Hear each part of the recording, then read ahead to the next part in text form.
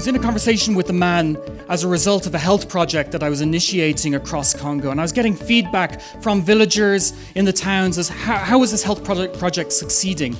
Was it doing what we intended?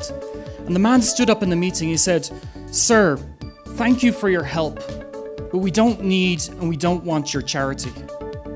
And there was silence in the room. I was a little bit awestruck. He said, "What I really need is a job. So without income, I can't afford to send my children to school. I can't feed them.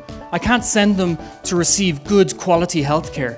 If you can fix this, then all these other problems will be solved. We need jobs." And that really struck me. You know, I'm a public health specialist by training. I devoted my life to building health systems across Africa. And this man was telling me, I'm irrelevant. The work we're doing isn't as important as job creation. The only way you can succeed is if you really have a deep commitment, about people, and by people I mean even identifying, and we're going to talk about that, the right people, and knowing that it is actually your ability to bring them together, a coherent team that makes 1 + 1 = 3. That is what makes the difference between a successful organization and another. I can assure you that from Nova Star's point of view, if you come to us with a business plan that fits our criteria, we will support you. The last thing that we look for is, which is hands down the most important, is the quality of the management team. 85% of our portfolio companies do a pivot of their business model after we have invested. We fully expect it and we're very comfortable with it. But we need to have the confidence in the management team that they will know when to pivot, how to pivot, and be able to execute.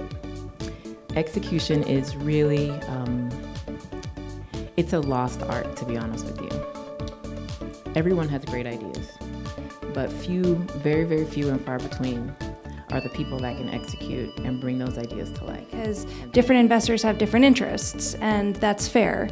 You know, some want more financial returns than social impact, or vice versa. I do see there's a bit of a trend to go towards more both, more financial impact, but also more social impact, and that can be a bit of a challenge to balance.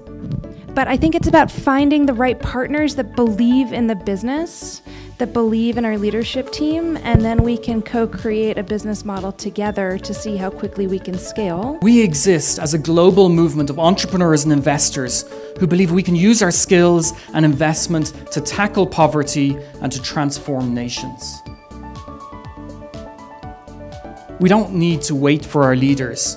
We can be part of this solution.